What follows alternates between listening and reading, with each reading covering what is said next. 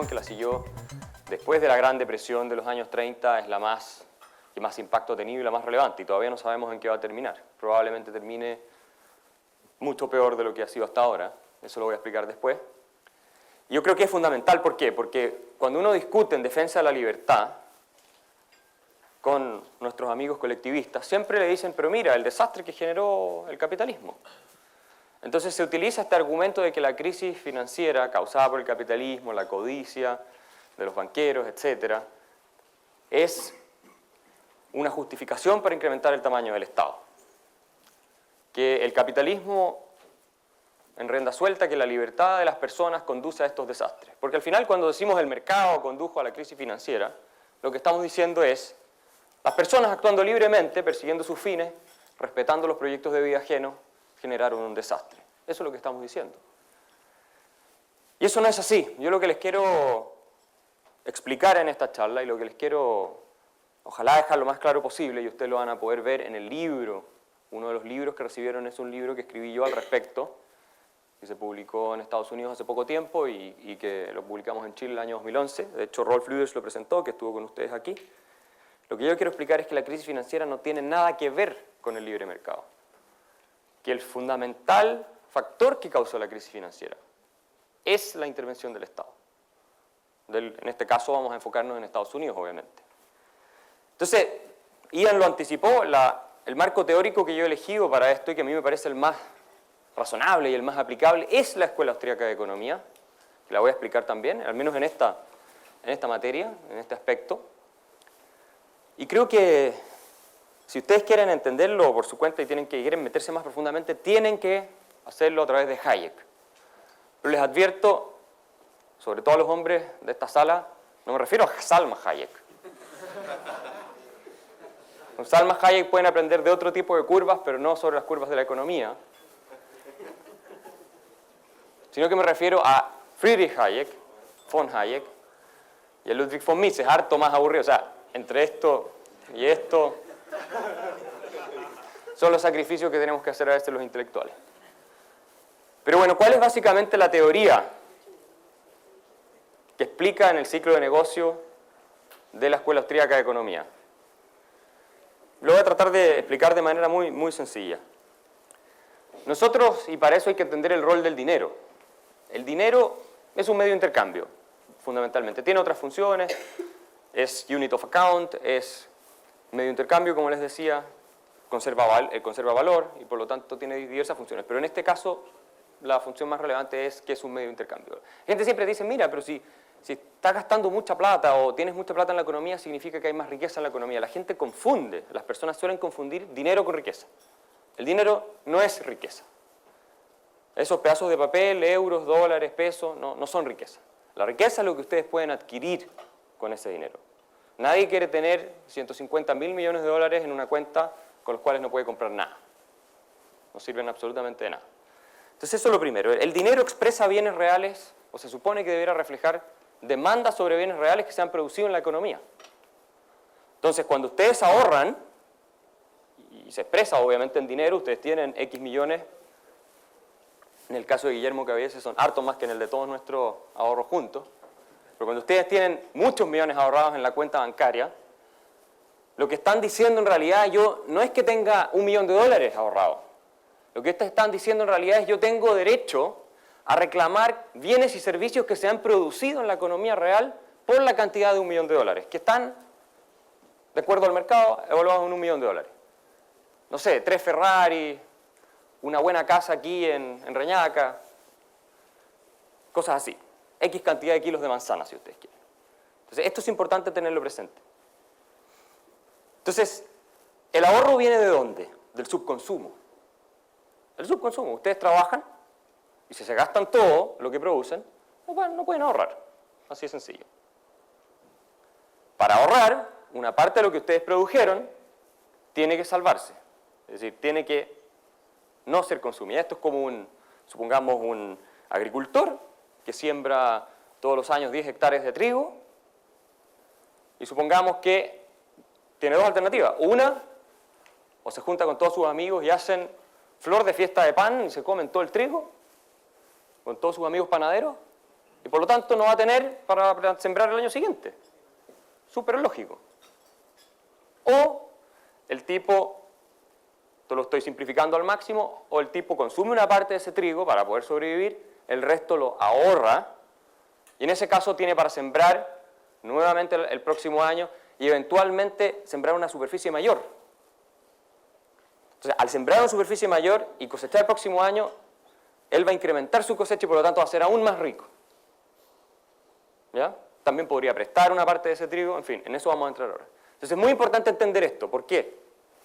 Por la tasa de interés. La tasa de interés, que es, en términos bien sencillos, el precio que ustedes van y pagan por el dinero que les están prestando, debiera reflejar la cantidad de ahorros reales que se encuentran disponibles en una economía, la cantidad de producción real que hay en una economía. La tasa natural de interés debiera reflejar eso. Eso es lo que se conoce como la tasa natural de interés. Vamos a hacer la distinción después. Entonces, ¿qué pasa? Si ustedes incrementan el stock de dinero disponible en la sociedad, en el sistema bancario, ¿aumenta la cantidad de trigo que está disponible? ¿Qué creen ustedes? No. Porque para que aumente la cantidad de trigo de bienes que están disponibles, tengo que trabajar y producirlo. Si ustedes aumentan la cantidad de dinero, lo único que hay es más dinero, ¿no? Pero más medios de intercambio, pero no hay necesariamente más riqueza real. Entonces, ¿cuál es la tesis? Esto es más o menos simplificándolo, pero ¿cuál es la tesis del ciclo de negocio de la Escuela Austríaca de Economía? También Rothbard, Jesús Huerta de Soto y otros más lo piensan así, obviamente. Es lo siguiente, es que bueno, dicen, si no existen los suficientes ahorros en la economía, si el consumo está muy alto, pero el Banco Central incrementa la cantidad de dinero, ustedes saben que los bancos centrales reducen la tasa de interés en la medida en que incrementan la liquidez, la cantidad de dinero que está disponible en la economía, ¿no es cierto?, en el sistema bancario, comprando securities, entonces le compran un bono del Tesoro, la Reserva Federal compra un bono del Tesoro, imprime el dinero, lo imprime de la nada, se lo entrega al tenedor del bono, el tenedor del bono va, lo deposita en el banco, con eso hay más dinero y por lo tanto la tasa de interés, al haber más dinero disponible, ¿qué pasa cuando hay demasiados tomates disponibles en relación a cuando hay muy pocos? Baja el precio de los tomates. Cuando ustedes tienen mucho dinero, mucha liquidez, baja el precio del dinero. ¿No? Lógico. Entonces, el problema que se produce, el desajuste que se produce, que no se puede producir con los tomates, salvo que tuviéramos vouchers como los que tenemos aquí para ir a comprar después alcohol en la noche. El problema que tenemos es que cuando se desconecta la cantidad de ahorros reales que hay en la economía, que esto es lo que hacen los bancos centrales, y que debería determinar la tasa de interés en el mercado, según la cantidad de demanda por ahorros y la cantidad de oferta de ahorros, de riqueza real en cierto sentido, ¿no? Lo que tenemos es que hay una disminución artificial de la tasa de interés. Y nosotros nos engañamos con esa disminución artificial. La gente dice, oh, ahora tenemos un montón de riqueza, la señal que se envía al mercado es, tenemos un montón de riqueza disponible para inversión en proyectos esencialmente que están en los llamados órdenes más altos de producción, que requieren de un mayor largo plazo. Cuando ustedes se van a comprar una casa, ¿lo hacen cuando la tasa de interés está muy alta o cuando está muy baja?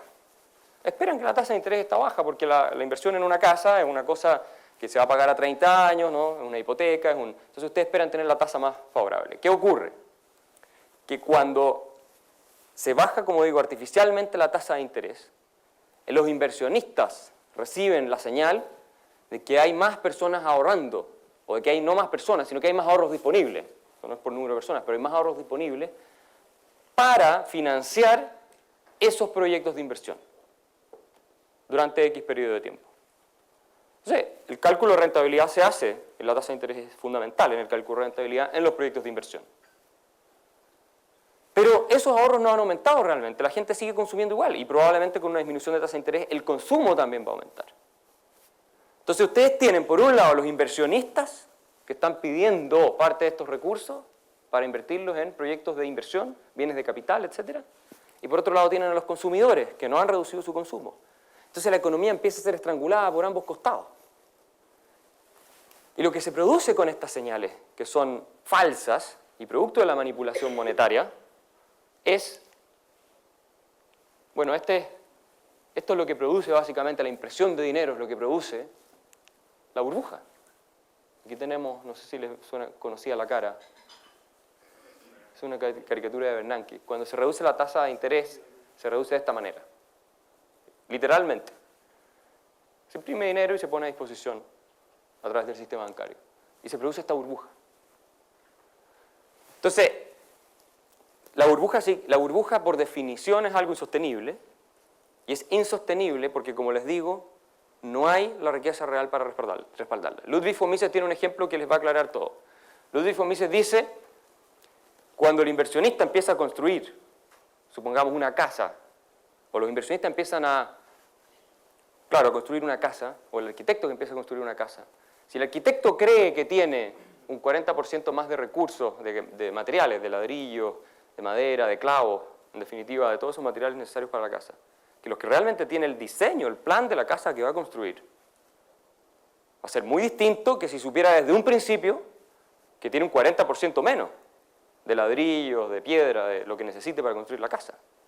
Entonces, ¿qué pasa? El inversionista empieza, o el constructor, el arquitecto empieza a construir la casa y a mitad de camino se da cuenta, oh, no tengo los suficientes materiales para terminar la casa. Y el costo empieza a subir exponencialmente. Esa desconexión entre los ahorros disponibles y la tasa de interés que debiera reflejar los ahorros reales que están disponibles en la economía es lo que infla la burbuja. Es una burbuja puramente inflacionaria. O sea, producto de la expansión de la masa monetaria. No se olviden nunca que el dinero, lo que es básicamente, es un medio de intercambio y que por lo tanto permite reclamar bienes y servicios que han sido producidos en la economía. Eso es lo que es. Entonces el banco al tener mayor cantidad de dinero disponible, de alguna manera el sistema envía una señal engañosa en el sentido de que existen más riqueza real disponible en la economía. Y no es así. ¿Qué creen que ustedes pasaría si el viejo Pascuero, que esperamos todos los años con muchas ansias, llegara y de golpe les incrementara en 100 la cantidad que tienen en la cuenta corriente, a los que tienen cuenta corriente, y a los que no les manda un sobre con billetes? ¿Qué creen que pasaría? ¿Seríamos todos más ricos? Por supuesto que no.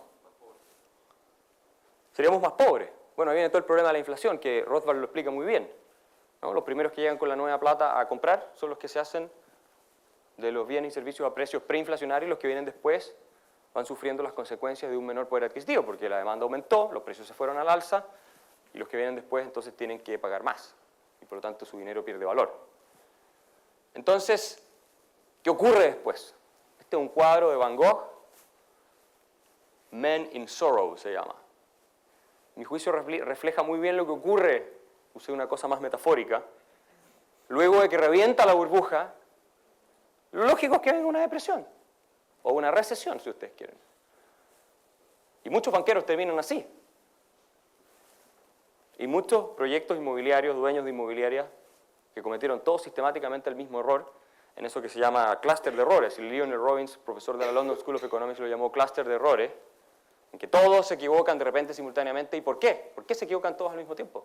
Bueno, porque se engañaron con la tasa de interés artificialmente baja.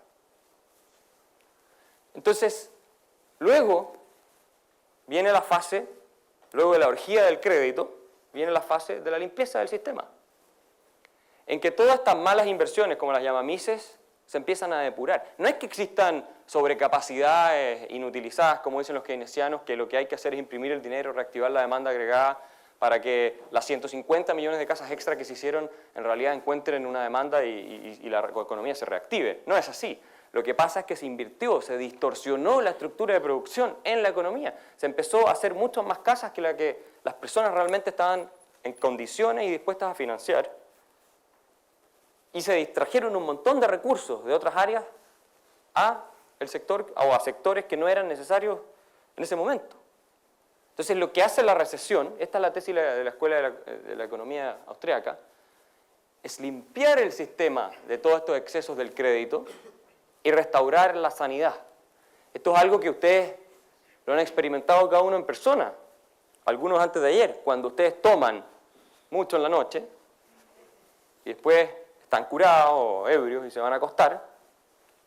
Ustedes no pueden Tal vez algunos lo intentaron, pero ustedes no pueden al día siguiente intentar resolver el problema tomando más alcohol, ¿no? La resaca, el dolor de cabeza es parte del proceso de purificación. Esto es una analogía un poco simplista, pero se suele decir así. No podemos seguir sobre la base de la morfina del crédito o sobre la base de el mismo problema o la misma causa que generó este problema. Entonces, el Banco Central, la Reserva Federal, que ustedes ven aquí retratado de una manera muy favorable, muy simpática. Esta es la portada de un libro muy crítico de todo el sistema financiero. La Reserva Federal fue no solo la responsable, en el caso, y vamos a ver los gráficos, de la burbuja que se creó ahora, en la década de los 2000, sino que también fue la responsable de lo que ocurrió en la Gran Depresión. Fue la expansión de la masa monetaria durante los 20, la expansión artificial de la masa monetaria durante los 20, lo que genera un boom. La burbuja inmobiliaria y obviamente la burbuja bursátil. Hubo una burbuja inmobiliaria enorme en Estados Unidos también en la década de los 20. Esto se ha estudiado, esto se sabe menos, pero hubo una burbuja inmobiliaria gigantesca y varios papers, yo los tengo citados ahí, que lo acreditan. Entonces, los bancos centrales, vamos un poco, lo que hacen es eso, lo que hacen los bancos centrales es manipular la tasa de interés. Es presumir que tienen el conocimiento suficiente para establecer un precio, fijando un precio de manera centralmente planificada a los bienes y servicios que están disponibles en la economía, de manera indirecta a través del crédito. Eso es lo que hacen. Por algo Marx y Engels los proponen en el Manifiesto Comunista. Los bancos centrales son propuestos en el Manifiesto Comunista, el quinto punto. Ahora, eso no significa que si es partidario del Banco Central es comunista, no. Alberto Venegas Lynch diría, por lo menos en ese punto eres comunista, probablemente. Pero eso es lo que hacen los bancos centrales. A mí me resulta increíble que haya gente que no entienda esto. Esto es el mejor ejemplo de la fatal arrogancia de la que hablaba Hayek. Es su planificación central. Entonces, en la Gran Depresión, en la década de los 20, antes de la Gran Depresión, eso es lo que hace la Reserva Federal, que se crea en 1913 en el gobierno de Wilson como parte del Progressive Movement. Se crea por el Congreso de Estados Unidos, el Progressive Movement que tenía toda esta idea del Scientific Management, que era como diseñar las cosas desde arriba y si planificamos y tenemos expertos, entonces todo va a funcionar espectacular. Y el Contralor General de la Moneda dice, cuando se está creando la Reserva Federal, a partir de la creación del Banco Central Americano, las recesiones pasarán a ser una imposibilidad matemática. Nunca hubo más recesiones y problemas que después de la creación de la Reserva Federal en Estados Unidos. Tan violentas al menos y con tanta profundidad. Aquí hay una persona que debe saber algo al respecto, que es Alan Greenspan. Alan Greenspan tiene un artículo muy interesante, que escribe el año 66, cuando todavía no se traspasaba al lado oscuro de la fuerza. Y él analiza, él era partidario del Padrón Oro y era partidario de que no existiera la banca central. Y este fue presidente de la Reserva Federal por casi 20 años después. Miren lo que dice él. Claramente que el exceso de crédito que inyectó el Banco Central creó una espectacular burbuja y los funcionarios de la Reserva Federal intentaron extraer el exceso de reservas de manera tardía. Y ven ustedes, los balances especulativos hacia 1929 eran de tal proporción que esta actitud o que esta conducta de parte de los funcionarios de la Reserva Federal terminó por hacer reventar la economía de Estados Unidos. Obviamente Greenspan no es el único que ha dicho esto, hay muchas personas que lo han analizado así, pero me parece interesante que fuera considerado el mejor banquero central de la historia por mucho tiempo, hasta que quedó la gran crisis del 2008, que fue cortesía también de nuestro amigo Greenspan, que él haya hecho este mismo análisis. Entonces vean ustedes aquí, para ir a la crisis del año 2008, esto lo mostró Martín, este gráfico, lo que es la tasa de interés, la funds rate en Estados Unidos, que es la tasa de interés interbancaria que manipula la Reserva Federal en la medida en que aumenta la liquidez o resta la liquidez del sistema en el sistema bancario. Vean ustedes cómo fue esto. Entonces aquí tenemos, a principios del año 2000, estábamos cerca del 5%, se botan las torres, revienta la burbuja de los .com, ¿y qué hace nuestro amigo Greenspan? Imprimir dinero. Imprimamos. Súper fácil, pues si imprimimos dinero nadie tiene que trabajar y se resuelven los problemas. Y aquí ven, pum, se baja a niveles de un 1%, está ahí prácticamente un año. ¿Y cuál es el problema que ocurre? Y esto lo explica Ludwig von Mises muy bien. El problema que ocurre es que como ustedes aumentan la cantidad de dinero en la economía, pero como no aumentaron los bienes reales que existen en la economía, esto empieza a filtrarse en el sistema, el dinero empieza a circular. Y la inflación empieza a manifestarse, el alza de precios, porque ustedes tienen mayor cantidad de unidades monetarias persiguiendo más o menos la misma cantidad de bienes. Entonces, cuando empieza la inflación a subir, los bancos centrales se asustan, porque obviamente ellos están ahí, se supone, para mantener la inflación a raya. Se asustan y lo que hacen es subir la tasa de interés. La tasa de interés se sube en la medida en que le extraen liquidez al sistema.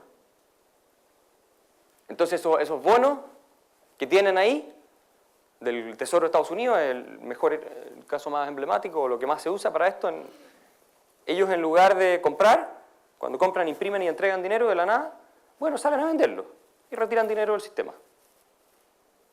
Eso es lo que hacen. Y al retirar el dinero del sistema, la tasa de interés nominal sube. Para no hablar de la tasa de interés natural, que ya sabemos lo que es. La tasa de interés natural es un fenómeno de mercado. Esto es fenómeno de la planificación central. Entonces aquí el año 2004, de repente, parece que la inflación se nos está disparando un poco y empieza el alza, vean ustedes, hasta niveles sobre el 5%.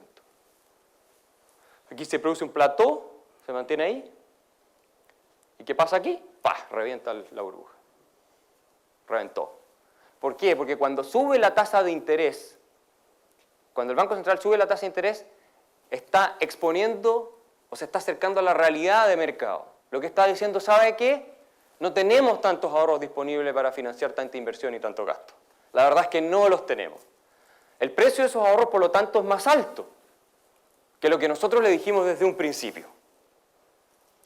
Entonces, sorry, en el fondo los engañamos, pero ahora nos acercamos a la realidad. O sea, lo que hace esta tasa de interés está mucho más cercana a la tasa de interés natural del mercado, que el mercado habría determinado sin intervención, que es lo que era obviamente esta. Porque no había ahorros realmente disponibles en la economía de Estados Unidos para financiar todo eso. No los había. Entonces, bueno, aquí, ¿y qué hacen cuando revienta la burbuja? Bueno, miren ustedes. Obviamente imprimamos. Imprimir más. No se acepta la recesión, que obviamente habría sido costosa y dolorosa, pero habría sido la resolución al problema. Y Bernanke, Helicopter Ben, como le ponen, como le dicen, porque ha prometido lanzar dinero de los helicópteros si fuera necesario a todo el mundo. Bueno, él baja la tasa de interés, por presiones también políticas. Sabemos que la banca central no es independiente, eso es un mito. Milton Friedman llegó a concluir que la banca central que no era independiente, que eso era un mito, y Alan Meltzer en su historia de la Reserva Federal también. O sea, la gran mayoría de los casos es excepcional cuando han actuado de manera independiente. Entonces hay mucha presión política por este tema. Aquí ustedes ven, miren la evolución del precio de los inmuebles. Esto es perfecto a la luz de la teoría del ciclo de negocio de la escuela austríaca. Las tasas de interés al suelo, se engaña a los inversionistas, se les dice hay muchos ahorros, la gente va, ¿no es cierto?, con todo entusiasmo a comprar sus casas. Como en realidad los ahorros no han aumentado, la riqueza real no ha aumentado, lo que se produce es una burbuja. Y bueno, después ven ustedes la crisis y el precio de los inmuebles obviamente se desploma. Y esto es muy importante, vean ustedes la evolución de la tasa de ahorro real de los norteamericanos desde la década del 60 prácticamente. Y ustedes pueden ver que la tasa de ahorro ha ido disminuyendo y disminuyó hasta para que ellos tenían tasas de ahorro similares a los alemanes, que todavía tienen tasas de ahorro muy altas, en torno a un 10-11% del ingreso, ¿no es cierto?, después de pago de impuestos. Y la tasa de ahorro se va. Entonces, ¿ustedes cómo me pueden explicar que si hay mucho menos ahorro, se pueden construir muchas más casas y se puede financiar mucho más? ¿Cómo hacen ustedes para vivir mejor si no ahorran más, si no ahorran? Con crédito nomás.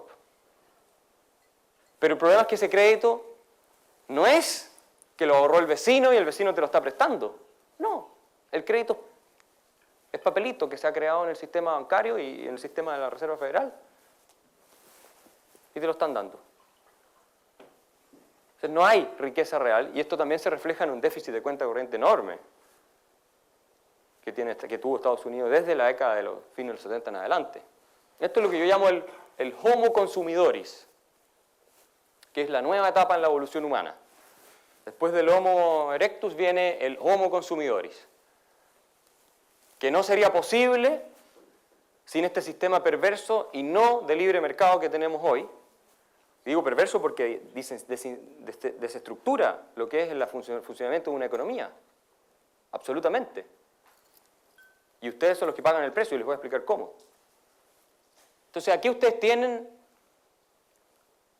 el gasto por consumo y si lo reajustan como porcentaje del producto también aumenta sustancialmente. Aquí está de manera en millones de dólares, en miles de millones de dólares. ¿Qué pasa? Que claro, cuando ustedes tienen un sistema basado en el crédito papel, hoy día crédito electrónico porque ya ni siquiera usan papel, lo que ustedes tienen es que todo el mundo no va a comprar a la tienda, va a sacar a la tienda. Yo saco este televisor. Y se produce además un efecto moral que es perverso, porque se destruye la conexión entre el esfuerzo, el trabajo y el reward, el retorno de ese trabajo. Tú ya no vas, ahorras y te compras la televisión o te compras lo que tú quieras, o por último te presta alguien el dinero con bastantes limitaciones. No, hoy día como la expansión del crédito aumenta de manera sostenida y en los últimos 30 años ha aumentado sin límite el endeudamiento y la expansión del crédito, o sea, la gente va y se genera el incentivo, ya que estábamos hablando de incentivos, para consumir cada vez más. Ahora, el consumo se va así para arriba, los ahorros se van así para abajo. ¿Cómo financias eso? Bueno, y la verdad es que lo estaba financiando, gran parte de todo esto lo financia China y lo financian los países con los cuales Estados Unidos tiene déficit comercial y que le hacen todo este préstamo en el fondo a Estados Unidos. Y Estados Unidos lo único que les manda a cambio son papelitos verdes emitidos por la Reserva Federal, que es un IOU y que les dicen algún día te pagaremos todo lo que nos prestaste. Y claro, los chinos tienen acumulados billones en reserva, igual que los japoneses y los árabes sauditas. Y la pregunta es si es que los van a recuperar. Yo creo que no. Al menos una parte la van a perder de esa riqueza real, porque lo que les interesa a ellos no es, como decía Alan Greenspan, como dijo Alan Greenspan o dice Stiglitz, Premio Nobel de Economía, nosotros no podemos quebrar, porque podemos imprimir todo lo que queramos. Eso es súper, súper tranquilizador para los acreedores. Pueden imprimir todo lo que quieran, entonces no pueden quebrar. A ti lo que te interesa no es tener los $1.000 millones que prestaste de vuelta, lo que te interesa es tener el mismo poder adquisitivo o más, si lo sumas por el interés, que lo que tú prestaste. ¿Qué te sirve $1.000 millones si el dólar compra la mitad cuando te los devuelven? De nada, perdiste la mitad nomás. Este es uno de los presidentes más brillantes que ha existido en la historia de Estados Unidos, George Bush, el Einstein de la política norteamericana. Y aquí él dice, yo creo en el sueño americano. Como no lo entendió la audiencia, él repite, creo que existe algo como el sueño americano. Y ahí insiste, creo que los que tenemos responsabilidad debemos hacer todo para alumbrar ese sueño y asegurar que ese sueño brille en todos los vecindarios a través de todo el país. Y todo el mundo estaba en una sensación de éxtasis que no podía más. Tener una casa es parte de ese sueño. Esa era básicamente la filosofía del gobierno. Y hubo una serie de medidas que se tomaron para presionar a la banca, a los bancos privados, para otorgar crédito a familias de escasos recursos que de otra manera no podrían haberlos pagado. La primera fue, o una de las más emblemáticas primeras, que en ese momento no fue muy agresiva, pero que sentó un precedente, fue la famosa Community Reinvestment Act del gobierno de Carter del año 77, que básicamente le exige a los bancos que operan en ciertas comunidades que le hagan préstamos a grupos desfavorecidos de la comunidad, minorías étnicas, etc. Todas ideas progresistas por lo demás. Tenemos también Fannie Mae y Freddie Mac. Yo creo que estas dos entidades son creadas por el Congreso de Estados Unidos y participaron en el mercado secundario de hipotecas. No era que otorgaban hipotecas directamente, pero las otorgaba un banco privado. Pues el banco privado cuando otorgaba la hipoteca, ¿no? le otorgaba una hipoteca a ustedes tomaban la plata, se compraban una casa, qué sé yo, y el banco privado podía vendérselo a Fannie Mae y Freddie Mac, que después las securitizaban, las ponían en un paquete y las vendían a otros inversionistas. Y vean ustedes el monto de esto, y esto es impresionante. Fannie Mae y Freddie Mac llegaron a cubrir o garantizar el 50% del mercado hipotecario norteamericano. El 50%, que jamás habría ocurrido en un sistema de libre mercado. De hecho, el mismo Greenspan tiene una declaración frente al Congreso de Estados Unidos donde les advierte y les dice a los congresistas, miren que Fannie y Freddie están depredando el mercado por todos estos beneficios otorgados por el Estado que tienen. Greenspan les advierte, les dice, ojo con esto, están agarrando una escala que es preocupante. Pero los políticos siguieron presionando para que los llamados ninja, no income, no job or asset, los deudores ninja, adquirieran más crédito y se compraran casas que nunca podrían haber pagado. Entonces eso es fundamental tenerlo en mente. Y después, obviamente, cuando viene el gran desastre, y poco tiempo antes de que colapsaran estas dos gigantes que según su supervisor no iban a colapsar nunca, que estaban solidísimas, incluso Stiglitz tiene ahí un artículo donde evaluó un informe donde dice que estas dos estaban súper solventes y todo. Bueno, poco tiempo después colapsa el sistema. ¿Por qué? Porque como les digo, cuando se reajusta la tasa de interés hacia arriba y tenías un 60% de los créditos otorgados además a tasa variable, eso significa que al reajustarse la tasa de interés automáticamente el que está endeudado tiene que pagar la diferencia hacia arriba. Entonces, se reajusta y, no puedo pagar, resulta que nunca trabajé o trabajo en un trabajo que no me da el sueldo y, curiosamente, no puedo pagar la deuda que contraí. Las personas pensaban, además, bajo todo tipo de modelos económicos y cosas que se vendían, la Reserva Federal también, que los precios de las casas nunca iban a caer. Entonces el banco te decía, mira, tómate un crédito, cómprate una casa por $200.000. Y resulta que en tiempos de burbuja, un año después, la casa costaba $280.000, $300.000, te llamaban por teléfono a la casa y te decían, oye, pero rehipoteca tu casa, rehipotécala por la diferencia. Tú decías, pero ¿cómo voy a pagar? Pero si no te preocupes, si el precio de la casa jamás va a caer, va a seguir subiendo. Entonces tú siempre vas a tener el asset ahí disponible, ándate de viaje, cómprate un auto, qué sé yo, anda a comer a los restaurantes. Esa era la lógica. Había personas que tenían 4 o 5 casas como inversión. ¿Para qué tengo que trabajar en mi día si tengo una casa?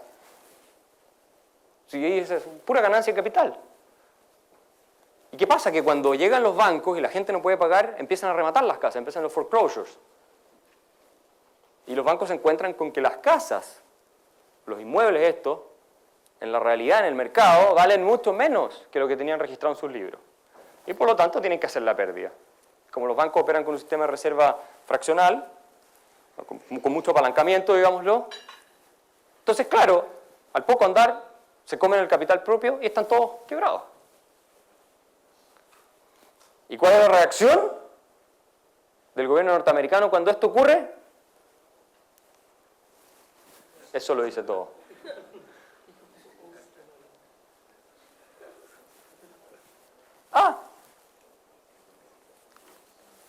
Ups. Parece que el sueño americano se nos transformó en una pesadilla. Entonces, claro, se ponen muy rápido de acuerdo en el gobierno y reuniones súper urgentes, que si es que no se rescata a los banqueros y a todos estos que hicieron todos estos negocios, entonces es el fin del mundo, porque eso fue lo que le dijeron a los congresistas norteamericanos, que en 24 horas o menos aprobaron una ley de no sé cuántas páginas que no leyó nadie, y que no, es que si no lo hacemos, de aquí al lunes no vamos a tener una economía, esto va a ser guerra civil, vamos a tener a los militares llegando aquí a tomar el control. Prácticamente ese fue el tono de lo que se les dijo, para que vean lo relevante que es esto, esto no es menor. Entonces sale Henry Paulson, el que era secretario del Tesoro de nuestro amigo, y que había sido CEO de Goldman Sachs. Piensen ustedes, él no tenía conflictos de intereses, y dice hay que rescatar y pasarle un cheque, y él pide que le den plenos poderes. King Henry le pusieron en una famosa revista, El Rey. Y él propone, todos estos paquetes de rescate, y complementando esos paquetes de rescate, Sale nuestro amigo Helicopter Ben en su helicóptero a repartir dinero, a imprimir, para supuestamente salvar el sistema financiero. Y puede haber sido que efectivamente lograron posponer la hora de la verdad. Entonces, la solución, Larry Summers, que fue, a mí me impresionó, bueno, no, en realidad no me impresionó, porque a Larry Summers se puede esperar cualquier cosa, pero Larry Summers, que fue rector de Harvard, o presidente de Harvard, un economista al cual nadie puede referirse sin la palabra brillante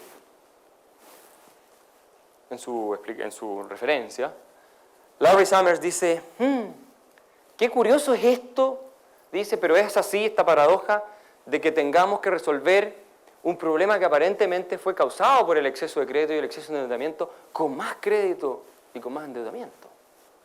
A Larry Summers parece hacerle sentido eso. Esto es lo que la Escuela Austriaca de Economía dice, esto no hace absolutamente ningún sentido. Hay que dejar que la recesión purgue todas estas malas inversiones y que las enfermeras que trabajaban en los hospitales y ayudaban a la gente que después se dedicaron a hacer corretaje de propiedades, porque esto era el negocio del siglo, vuelvan y se realoquen de nuevo los recursos, vuelvan a trabajar en lo que realmente eran productivas y que no vean de esta ilusión. Entonces la solución es esa. Eso es lo que se le ocurre como respuesta al gobierno y obviamente a la Reserva Federal. Entonces, vean ustedes esto.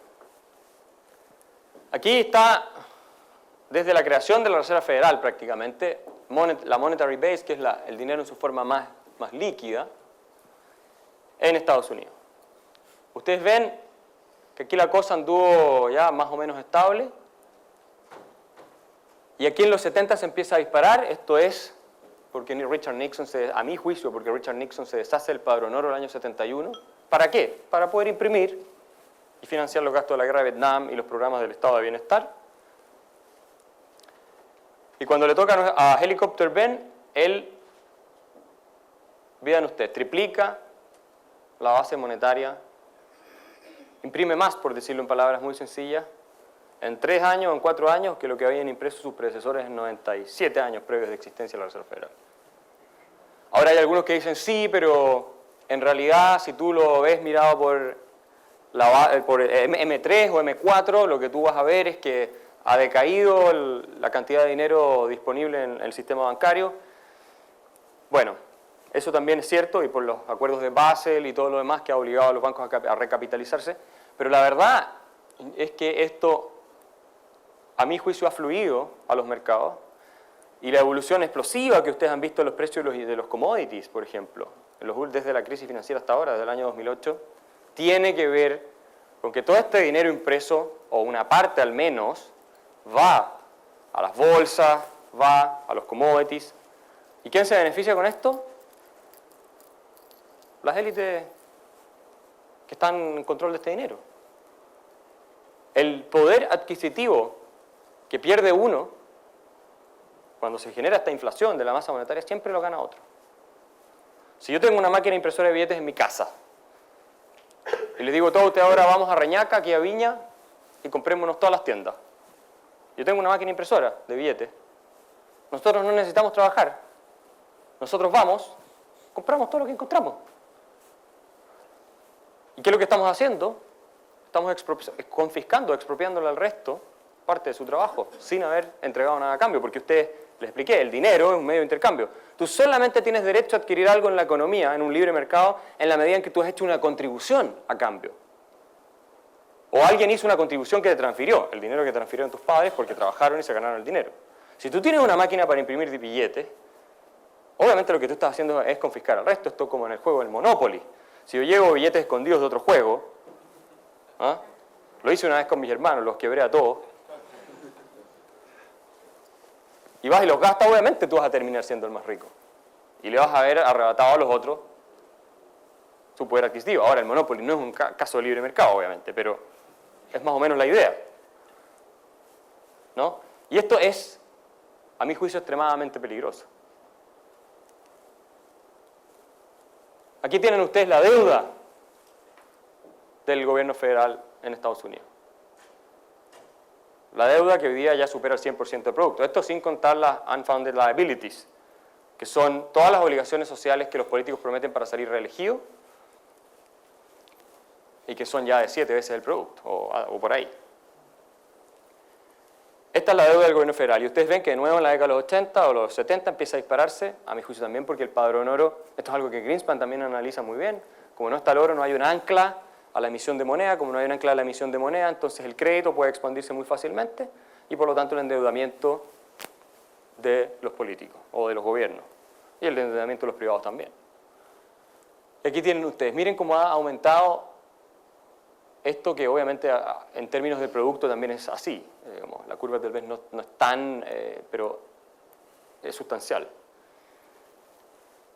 Y aquí ven ustedes, Estados Unidos camina a pasos agigantados cada vez más rápido, si ustedes me preguntan a mí, hacia la quiebra, hacia el default. Y esto tiene que ver en gran medida con la reacción de la Reserva Federal, o con el rol de la Reserva Federal, porque la Reserva Federal compra en gran parte los bonos que emite el gobierno de Estados Unidos. Monetiza la deuda, eso es básicamente. El gobierno emite un bono, lo comprará Goldman Sachs, se hace una comisión y se lo vende al mismo gobierno a través de la Reserva Federal. Y la Reserva Federal imprime el dinero y así le llega el dinero al gobierno. Y hoy día la Reserva Federal es una de las principales tenedoras de bonos en su balance del mundo, si no la primera. La primera es, ¿verdad? Sí. Entonces, pero esto es interesante. Ya hemos visto lo que pasa con las burbujas. Hay gente que dice, no, sí, mira, si esto se va a arreglar, hace 5 o 6 años yo vengo peleando este tema de que no se va a arreglar. Aquí tienen ustedes la tasa de interés, ¿no?, que paga el gobierno federal de Estados Unidos por sus bonos a 10 años. Y, oh, sorpresa, ha ido bajando sistemáticamente de que estamos en crisis. ¿Pero cómo puede ser esto? Bueno, algunos dicen es que es el impulso psicológico, los animal spirits que van y se refugian en los bonos del gobierno del Tesoro, que siempre fueron el refugio seguro, qué sé yo, para la gente que tenía susto con sus inversiones, y en parte es verdad. En parte es verdad. Pero la otra parte es la impresión por parte de la Reserva Federal, la compra de bonos de parte de la Reserva Federal. Entonces díganme ustedes, ¿les hace sentido esto? Vean este gráfico. Este es un indicador de riesgo, al final. Vean ustedes cómo aumenta el riesgo. Mientras más endeudados, o sea, cuando ustedes toman un crédito en el banco, estos son ustedes. Van todos juntos, vamos aquí a Viña, le pedimos un crédito al banco, en estos 3 días. Después, como nos gusta gastar y obviamente la pasamos muy bien, vamos al segundo día, tercer día, y el banco, en la medida en que empieza a ver esto, que tú estás cada vez más endeudado, reacciona diciéndote, estás cada vez más endeudado, entonces te va a cobrar cada vez menos interés. ¿Les parece, les hace sentido eso? No. Aquí hay un incremento del riesgo, y a pesar del incremento del riesgo de que Estados Unidos no pague lo que debe el gobierno, sin embargo, a lo que reflejan estos cuadros, el mercado o el mercado intervenido a través de la manipulación monetaria, pero en parte también es el mercado, está haciendo como que el riesgo fuera menor. Esta es la burbuja, esta es la madre de todas las burbujas, a mi juicio. Esta es la madre de todas las burbujas. La de los bonos del Tesoro, obviamente no soy el único que lo piensa, hay muchos inversionistas que lo piensan, mucha gente lo piensa. Y la pregunta es, bueno, ¿cuándo va a reventar la burbuja? No sé, eso no te lo puede decir nadie.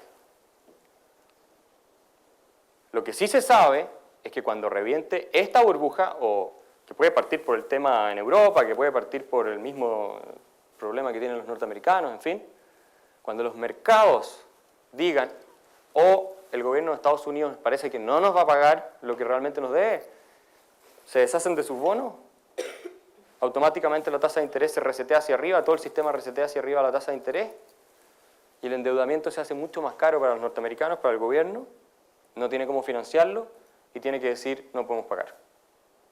O tiene que imprimir más todavía de lo que hay impreso. Y ahí tienes el riesgo tú de la hiperinflación o de la inflación muy alta, que eso también es algo que no es políticamente tolerable. Entonces, esto es lo que a nosotros, yo creo que nosotros obviamente lo vamos a, todos los que estamos aquí lo vamos a ver, de aquí a los próximos, creo yo, 10 años, esto se debiera de alguna manera decantar, nos debiera tener más preocupados.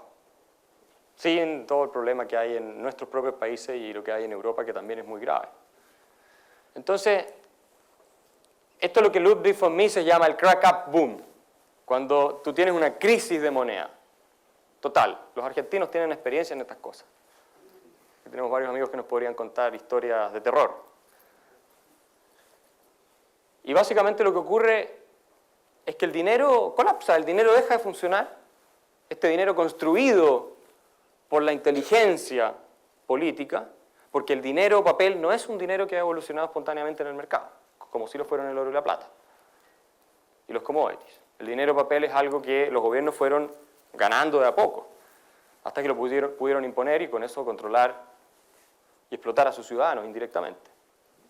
Aunque la inflación era antes, se usaban, los reyes devaluaban las monedas de oro, entonces confiscaban las monedas y les quitaban, las raspaban y las devolvían y así con eso engañaban a la gente. Pero este es el crack-up boom, que yo no digo que necesariamente vaya a pasar, pero puede ocurrir.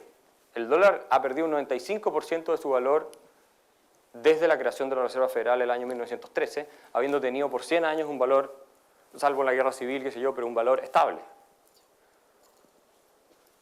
Y reajustado por el CPI, que es el índice de precio del consumidor, el dólar ha perdido un 80% desde la década del 70. Hasta ahora. ¿Hasta qué punto puede perder valor una moneda?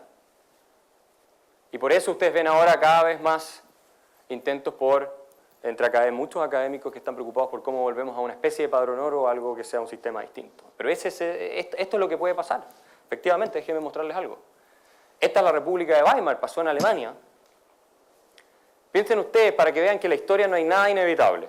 Alemania, hay un inglés, un británico que escribe un libro muy interesante que se llama The German Genius, donde él explica cómo la cultura alemana, la filosofía, la ciencia alemana, forjaron el mundo moderno más que cualquier otra cultura en el mundo. Es un libro de 1000 páginas. Influye muchísimo en Estados Unidos, en todas partes. Hace un buen caso. Uno podrá discutir algunas cosas, pero piensen ustedes que Alemania tenía más premios Nobel que Estados Unidos e Inglaterra juntos en 1930. La mitad de la literatura científica del mundo se escribía en alemán a principios del siglo XX. Las mejores universidades del mundo estaban en Alemania. La gente iba de Harvard a la Universidad de Berlín a estudiar.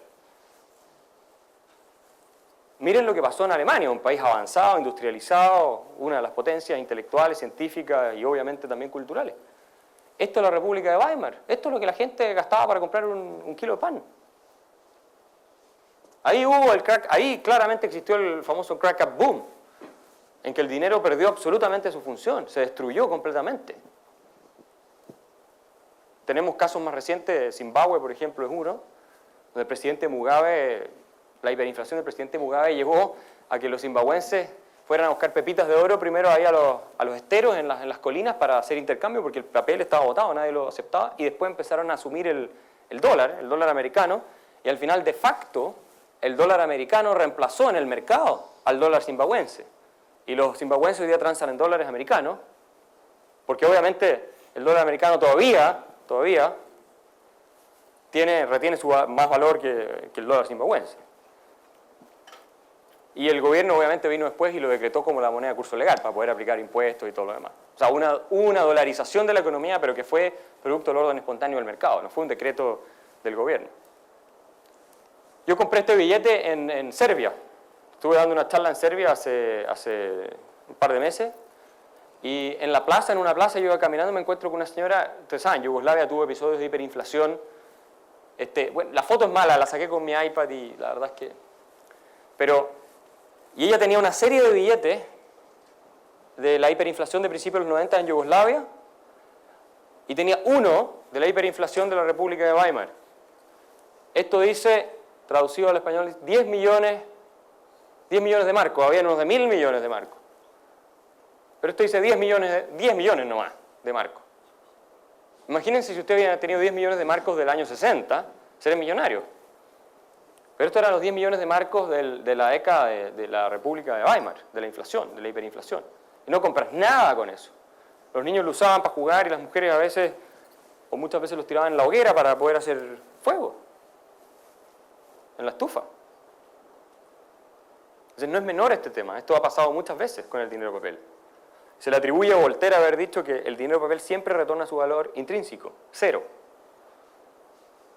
Este es un tema importante en estos tiempos, cuando tú ves que todos los bancos centrales del mundo se han metido en una carrera desenfrenada por devaluar la moneda. Entonces, este es el resultado. Y si colapsa el dinero, colapsa la civilización. Eso es algo que Ludwig von Mises también explicó muy bien. O sea, imagínense ustedes teniendo que volver al sistema de trueque. ¿Cómo lo haríamos? No, es imposible, no podemos volver al sistema de trueque. Colapsa el dinero, destruyes todos los ahorros, destruyes absolutamente todas las instituciones sobre las cuales descansa una sociedad.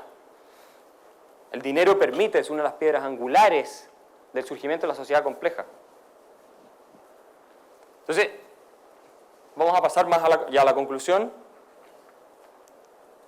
Este es un poeta alemán, algunos lo deben conocer,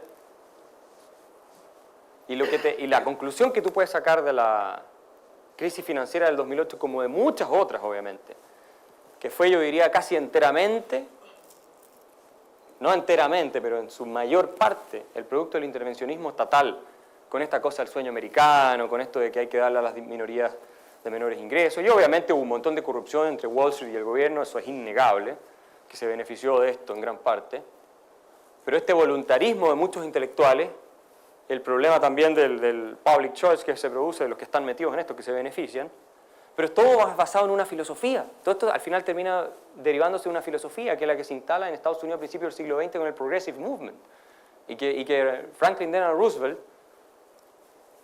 a mi juicio, es el que la instala definitivamente. Bueno, Milton Friedman también lo dice en Free to Choose.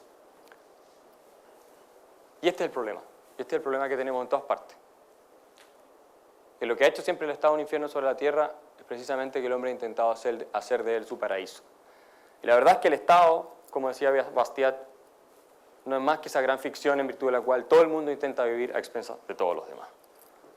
¿Cuál sería el rol del Banco Central de ahora en adelante si es que la gente se da cuenta de que en realidad lo que está haciendo el Estado en este sentido es perjudicar a todas las personas en el sentido de la libertad económica? No, claro. Tú no necesitas un banco central para que la economía funcione bien. De hecho, el gran proceso de enriquecimiento de Estados Unidos se produce sin banco central y con un sistema de padrón oro. Estados Unidos se convierte en la primera potencia del mundo después en la revolución industrial que surge, digamos, con mayor fuerza después de la guerra civil y principios del siglo XX, y no había banco central. Y el banco central, en definitiva, claro, tú puedes, la pregunta es si es realista o no proponer eliminarlo. Yo creo que esto es una cosa que se está discutiendo cada vez más en serio nuevamente en la academia. Y el tema es tal vez si tú incluyes una competencia monetaria y abres la economía a las distintas competencias de distintas monedas, y tú derogas las leyes de curso forzoso que obligan a las personas a transar en dólares o en pesos o en lo que sea, y dejas que haya bancos que emitan, probablemente el gobierno va a salir perdiendo. El dinero del gobierno básicamente va a salir perdiendo porque las personas van a confiar más en dinero privado, de personas que les digan, por ejemplo, mira, cada mazardo, tu apellido, ¿verdad? Cada mazardo que yo estoy emitiendo tiene un respaldo en oro, por decir algo. ¿Con quién vas a confiar más? ¿En qué vas a confiar más? ¿Tú en eso? O en, mire, cada peso que yo estoy emitiendo tiene un respaldo con la firma de los políticos que están en el Congreso. No, probablemente vas a confiar. Y ahora, y eso es así, o sea, esto no se permite precisamente, y los sistemas de banca central y dinero único se han establecido por fuerza de la ley. Por fuerza de la ley. Si las personas pudieran elegir y hubiera libertad, esto no ocurriría de la misma manera. Pero efectivamente la banca central, si tú me preguntas a mí, el mundo ideal es uno donde la banca central no existe. Lo mismo pensaba Friedman, llegó a concluir Friedman a fines de su... Lo mismo llegó a concluir Hayek, obviamente, y toda la escuela austríaca, y hay varios otros economistas que lo piensan así, lo que pensaba Greenspan en sus orígenes. Yo creo que hasta el día de hoy Greenspan lo piensa. Yo creo que hasta el día de hoy, de hecho, es interesante, Ron Paul le ha preguntado a veces en el Congreso cuando tenían esos intercambios, si ha cambiado su forma de pensar cuando él decía estas cosas del padrón oro y todo, y Greenspan no responde. Greenspan dice, pero estamos en otra realidad. No dice no, o sea, no, es ambiguo, no es una cosa así como, no, en realidad yo estaba súper equivocado, el sistema de dinero papel y banca central a lo mejor, no. El mismo Greenspan es como cuidadoso al respecto. Tiendo a ver que, a pesar de que hay como una especie de inflación oculta que se manifiesta en una burbuja que finalmente termina explotando, no se manifiesta en un aumento tan elevado de la inflación en el país. Entonces eso me causa un ruido porque ¿qué es lo que pasa? ¿Por qué no se manifiesta en esto que debiera manifestarse, que es la inflación finalmente? Y la segunda pregunta es, tú hablas de la Fed que compra bonos del gobierno como el gran problema. Nosotros acá en Chile, nuestro Banco Central tiene prohibido en la misma Constitución darle créditos al gobierno o comprar cualquier documento, cualquier título que sea emitido por el gobierno. Entonces, yo desconocía el tema de la Fed y quizás también desconozco muchos otros sistemas de bancos centrales en el mundo, pero yo sí conozco el nuestro. Y yo tiendo a pensar que eso no sucedería en nuestro sistema por estas prohibiciones que tiene del Banco Central de financiar al gobierno, salvo en guerra y en algunas circunstancias muy particulares, pero ¿cuál es tu opinión respecto de eso, de esta solución que vendría siendo prohibirle a los bancos centrales financiar finalmente a los gobiernos directo o indirectamente? Vamos partiendo por una por una. El problema de la inflación, depende tú cómo la mías y qué es lo que consideres inflación. Si tú ves el precio del oro, por ejemplo, que es el dinero real, no por nada todos los bancos centrales tienen reservas de oro y están comprando más. Bueno, el precio del oro, de los commodities, todas esas cosas han subido de manera sustancial en los últimos 5 años y eso te podría indicar a ti inflación. ¿Por qué han subido si en realidad la producción en muchos de ellos se ha mantenido constante y la demanda se ha mantenido incluso estable? ¿Por qué se dispara el precio del oro, por ejemplo? Se triplica o cuadruplica en los últimos 10 años o más. El precio de la plata, el precio del cobre, el precio del petróleo, siendo que la demanda, el consumo de petróleo se ha permanecido más o menos estable. ¿Por qué sube todo eso? Ahora, en el caso chileno, lo mismo que pasó en Estados Unidos, el CPI en Estados Unidos el año 83, se le hace una reforma en que ya no incluye el precio de los inmuebles. Hay un artículo de Vernon Smith sobre este tema que es bien interesante. En Chile el precio de los inmuebles no está incluido en el IPC. Entonces ahora tenemos burbuja inmobiliaria.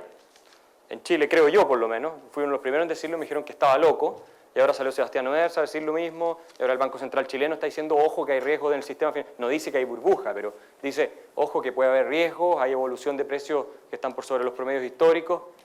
Si la tasa de interés del Banco Central chileno en el año 2009, ¿qué hizo? La bajó al 0%. ¿Cómo no se iba a generar una burbuja?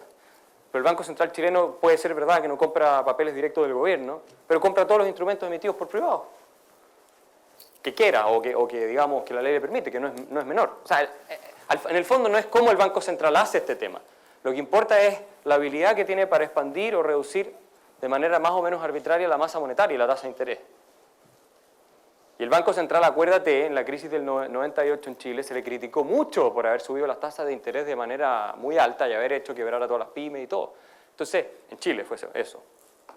Entonces, tú tienes un problema, uno, de cómo se mide la inflación. Tú no le puedes creer absolutamente a ningún gobierno las cifras de inflación. Y es divertido porque Cristina le dijo a los norteamericanos, ¿y qué? ¿Me vienen a decir a mí que manipulo las cifras de inflación? ¿Y usted? Y tiene razón. En Estados Unidos hay órganos independientes que calculan que la inflación es mucho más cercana a un 10%. Y a mí eso me hace sentido, que el 2 y tanto o 3 que dice la Reserva Federal, o que dice el CPI. A mí me hace sentido, sobre todo por las preguntas que se vieron en la campaña electoral, que hubo algunas que le hicieron a Obama, ¿cómo va a frenar el alza de precios?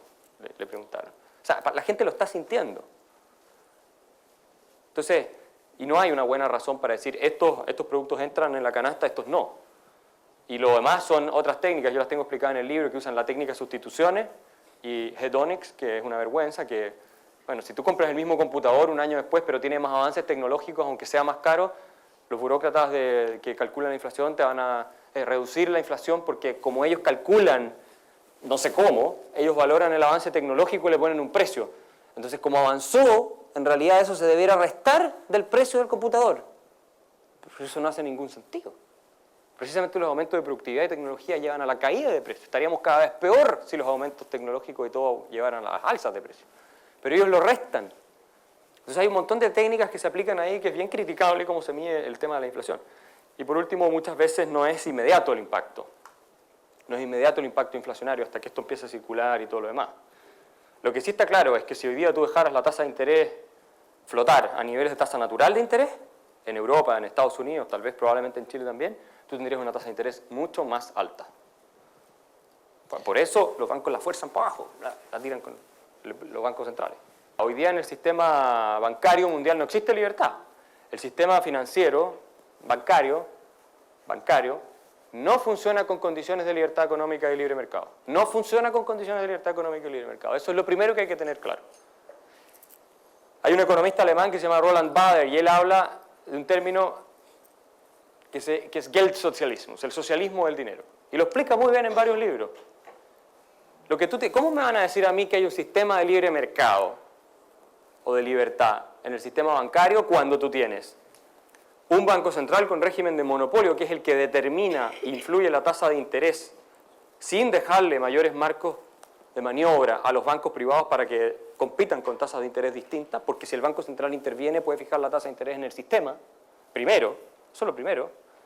Lo segundo, tienes sistemas o bancos que funcionan con reserva fraccional, que es un privilegio, a mi juicio, si ustedes me preguntan, estoy con Rothbard y con Huerta de Soto, que es un fraude, porque les permite a los bancos crear dinero que nunca tuvieron y prestar dinero que nunca tuvieron, y cobrar intereses por prestar dinero que nunca tuvieron en los balances, gracias a un privilegio otorgado por la ley. Eso es algo que nadie más puede hacer en una economía.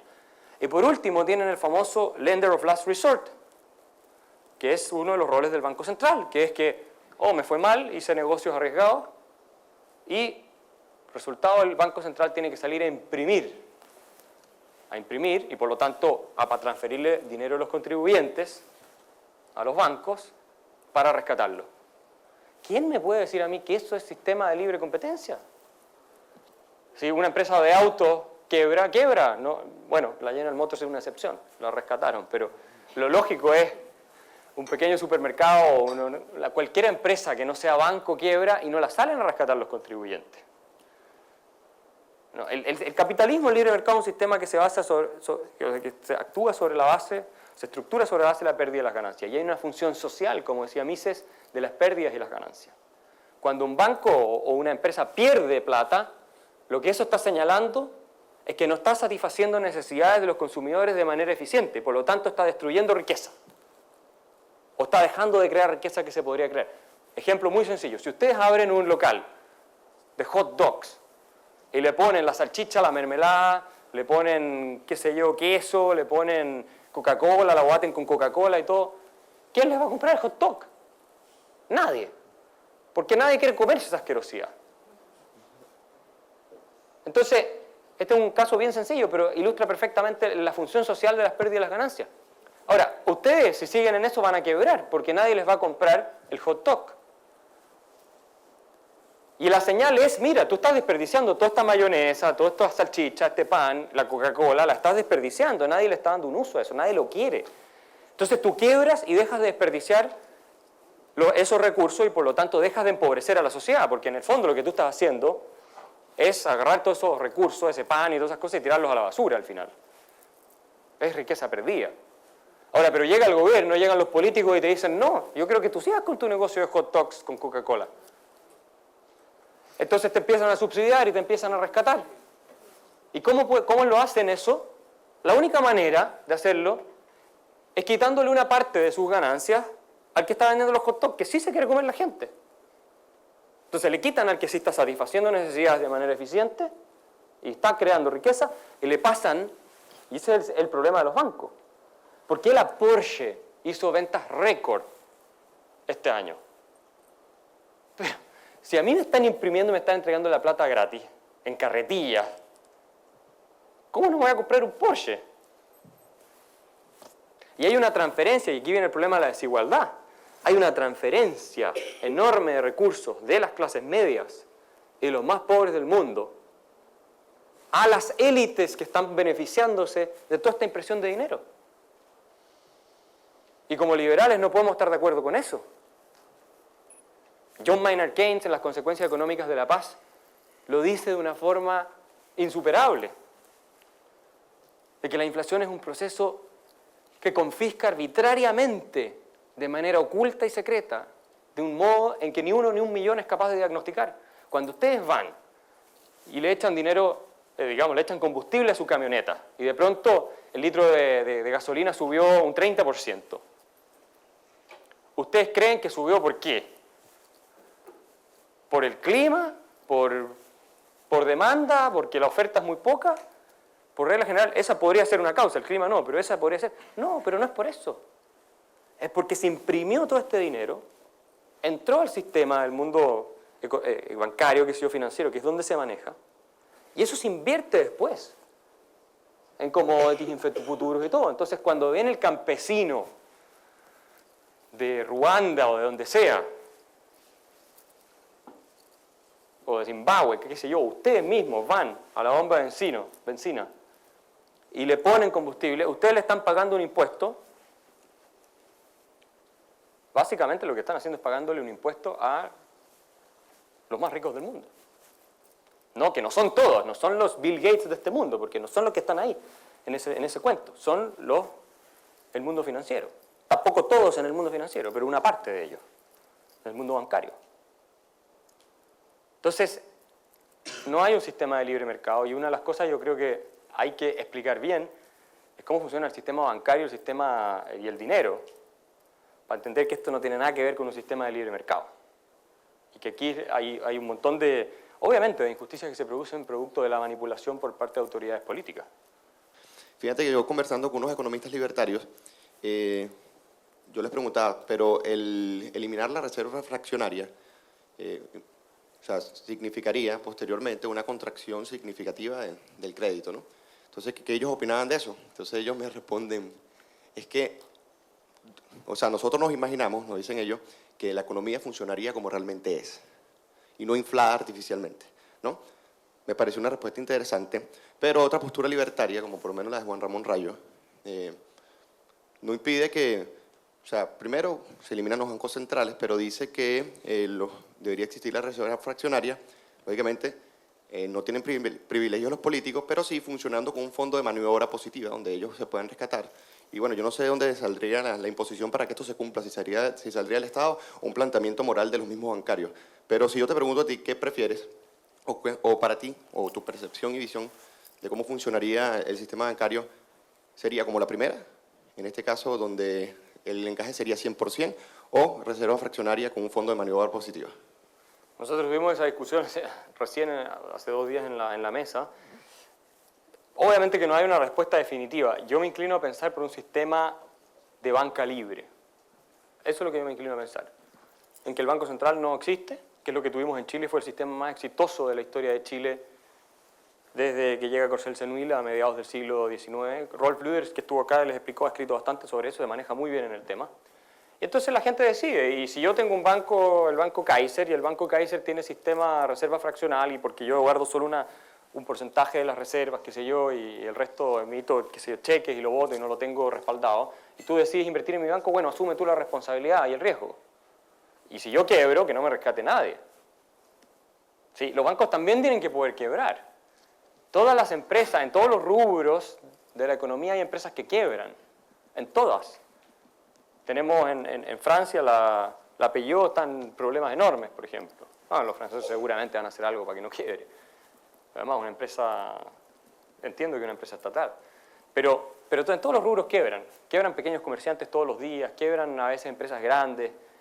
Entonces, ¿por qué si yo tengo un banco no voy a poder quebrar? No puede ser eso. Este es el caso de los hot dogs. Entonces, sí, y después va a estar tú con tu banco y tú vas a decir, mira, yo tengo respaldado el 100% de los depósitos y por lo tanto aquí primero que todo no vas a poder quebrar. Pero si hay un problema, lo cubres, digamos, tú. Entonces, si tú dejas libertad, el sistema se va a resolver, no va a ser perfecto, nada es perfecto, pero el sistema se va a resolver.